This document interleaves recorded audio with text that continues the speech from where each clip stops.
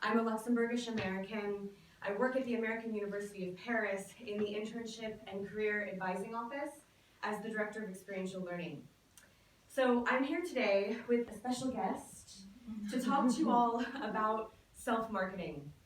It's an activity that is indispensable to your professional success, but that many people really don't like to talk about. In fact, I'm here to propose an explanation for why a lot of us dread the prospect of self-marketing, to the point that we seem to find it shameful. Once I propose an explanation for why we dread self-marketing, I'm going to share with you all 4 reasons why marketing yourself is not shameful, so that you can hopefully move forward with an open mind and with a better chance of achieving your professional goals. So, let's dig into it. Why do we dread self-marketing? I propose that it's because many of us just don't understand what self-marketing is really about. I spend a lot of time talking about professional success strategies with people. It's actually how I spend about 1/3 of my time at work.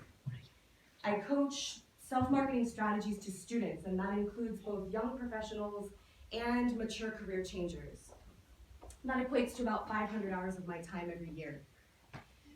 So when I'm in a coaching session, my conversation partner at some point will, when I start talking about self-marketing, almost always they will adopt this sort of hunched posture, sideways glance, low tone of voice combo that makes it feel like we're a couple of criminal conspirators.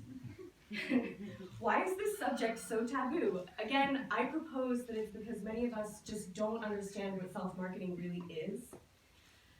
A lot of job seekers mistakenly associate self-marketing with the unsavory practices employed by big bad business to convince people to buy things that they don't need. In fact, many people associate marketing with manipulation. The idea that we've been manipulated into buying something, whether it's a new pair of shoes or a political ideology, makes us cringe. We don't like to feel like we're puppets on a string. And that's totally understandable. But what I am here to argue is that self-marketing is really not like that at all.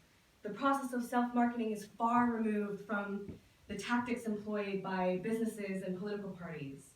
Those tactics that involve algorithms, really clever algorithms, and questionable collections of personal data to target hyper-specific audiences with highly targeted messages. Self-marketing is very different from that. It's not unsavory.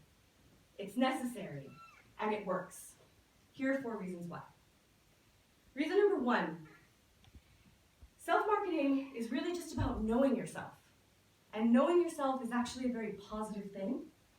It's a process through which you get a much better understanding of who you are as a professional, including your experiences and your aspirations.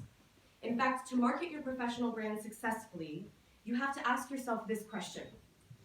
Given what I want to do with my life, my career, the kind of job that I want, what aspects of me and my experiences are going to be the most interesting and relevant to prospective employers?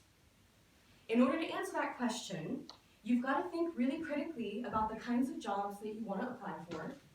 You've got to research them, study them, and then at the same time, you've got to think holistically about who you are as a person, your skills, your qualifications, and even your personality.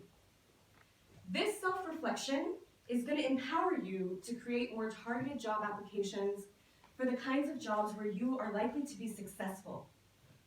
Applications where you successfully present the most important information about yourself in the most prominent place.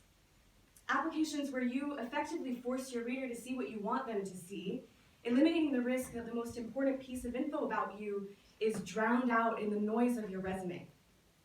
This might sound really obvious, but I see a lot of resumes, and I can tell you that very few people think with this degree of strategy about how to position themselves in the market. I can't tell you how many times I'm looking at a resume and I find that one piece of information about a person, that one experience that's sure to convince a hiring manager that this is the right candidate for the job. I find that piece of info hidden down at the bottom of a resume, or God forbid on the second page. People who know how to market themselves well because they know themselves well, they don't make mistakes like that. when you know yourself, your job applications become more compelling. Reason number 2 why marketing yourself is not shameful. You are not trying to convince someone to buy something that they don't need. It's completely the opposite. When you apply for a job, you should be reading it and asking yourself, what is it that the employer needs? What problem are they trying to solve by hiring somebody for this position? And then you should be thinking about yourself and asking yourself where their needs and your skills overlap, and then presenting those overlaps in a prominent place. For example, if you're applying to a multinational company, your language skills are probably going to be a huge asset if you speak multiple languages. If you're applying to a small company or a startup, if you've got a really diverse experience, that's probably going to be a huge strength, and you're going to want to highlight it. Maybe you're just great at research and you're applying to work at a company where they're considering diversification into new and uncharted markets. Wherever you find the overlaps, like I said, you should be placing them front and center. You should be presenting them in bold, capitalized, underlined, italicized accent colors, metaphorically speaking. The reality, I guess what I'm trying to say here is that when you apply for a job and you market yourself well, you're not trying to convince someone to buy something that they don't need. You're simply making every effort to prove to them that what they need is you. Reason number 3, why marketing yourself is not shameful. Hiring managers are very, very busy people, like many of us, and competition for jobs can be really steep. So if your message as an applicant isn't clear, the hiring manager is very likely going to miss your message and move on to the next candidate. Do you know how many people apply on average for any given job? It's 118. 118 people apply for any given job on average. That's a lot. Imagine you're the hiring manager who has the responsibility for sifting through 118 job applications. You would be pretty eager to quickly and easily find a solid shortlist of candidates. As an applicant, if you're sending out resumes where you simply list off everything you've ever done without taking the time to reframe your experiences through a lens that makes it clear how your experiences are relevant for the job, the hiring manager is not going to take the time to do that for you. They're going to move on. So self-marketing is actually an exercise in making your message clear. It's an exercise in perspective taking, where you take on the perspective of a hiring manager. It's like any other form of communication. If you want to be understood, you've got to speak the language of your audience. And in this scenario, your audience is the hiring manager. Reason number 4, the final reason why marketing yourself is not shameful. Self-marketing is not just about talk and packaging. It's also about product development. So, a lot of people, they think that marketing is just a bunch of puff and smoke. A lot of people have the impression that marketing is about slapping on a pretty package or turning a phrase or creating an experience or something like that. A lot of people think it's a little bit of nonsense. But in reality, if you look at the way companies function, you'll notice that marketing and product development often go hand in hand. It's a give and take process. Product development is substantive. It involves identifying a problem or a need and then creating a solution to fill that need. Ideally, your self-marketing strategy will be similar. All of us, whether we're young professionals or old pros, as we make our way through the job market and through our careers, we notice we have strengths and weaknesses.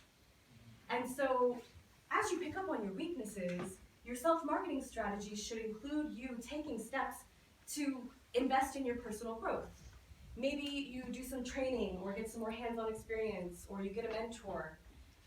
But your marketing strategy for yourself should include some product development. In this analogy, your personal product are just the skills and the knowledge that you bring with you to the workforce. So there again, just to reiterate, self-marketing is not just learning how to talk about yourself. That's definitely part of it. But it's also an ongoing process where you're constantly thinking about where you have room to improve and investing in yourself so that you can be more competitive. So, in summation, Self-marketing is not the act of seducing nefariously a prospective employer into hiring you against their better judgment. It is the process of knowing yourself well, of understanding what the needs are of employers, and of investing in your personal development to suit those employer needs all the better. Marketing yourself is not shameful. So what are you waiting for? Permission granted. Go market the hell out of yourselves.